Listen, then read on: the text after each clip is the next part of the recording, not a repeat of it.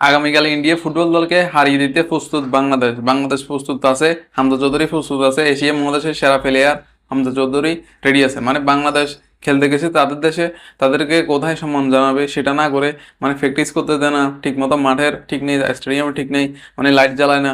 আর অথচ তারা আরামে বসে বসে প্র্যাকটিস করতেছে।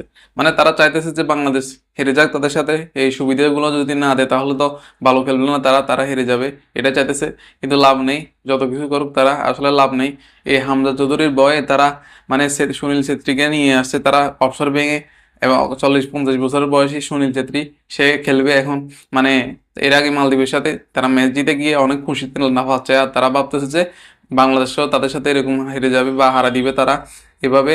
কিন্তু আসলে তারা বলে গেছে যে বাংলাদেশের মেসি আছে এখন, আগে একটা সময় দুর্বল ছিল, এখন সেই দুর্বল নাই বাংলাদেশ ফুটবল টিমটা। তো এই ফুটবল টিমটা এখন এবার হারানোর জন্য প্রস্তুত ইন্ডিয়াকে। তো আগামীকালকে 3-4টা গোল হয়তো দিয়ে দিবে।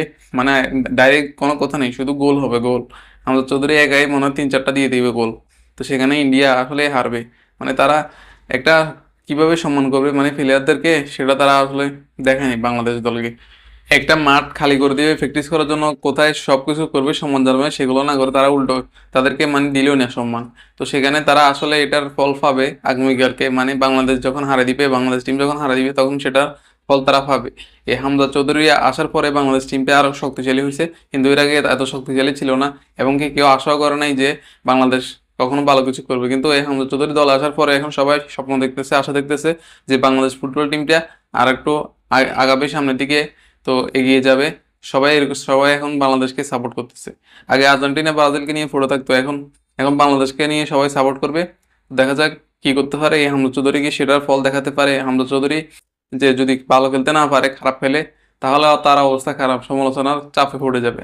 কারণ সবাই এটা নিয়ে এক বুক আশা নিয়ে বসে আছে যে হামজা চৌধুরী ইন্ডিয়াকে এবং মেসির মতো গোল দিয়ে হারিয়ে দিবে, ইন্ডিয়াকে কাঁদাবে, কাঁদিয়ে দেশে আসবে বাংলাদেশ ম্যাচ দিয়ে।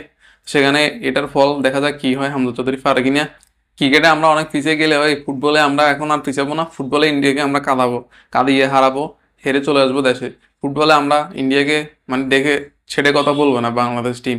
ফুটবলে, ক্রিকেটে অনেক কাঁদাইছে বাংলাদেশকে, ইন্ডিয়া বারবার হারায়, এখনো হারে পারে না। কিন্তু ফুটবলটা দেখা যাক কি হয়, ইন্ডিয়াকে আমরা বাংলাদেশ কাঁদিয়ে ছাড়বে, কোনো কথা নেই। আগামীকালকে ম্যাচটা হারিয়ে কাঁদিয়ে এরপরে বাংলাদেশ দেশে আসবে। মানে তারা স্বপ্ন দেখতেছে বাংলাদেশকে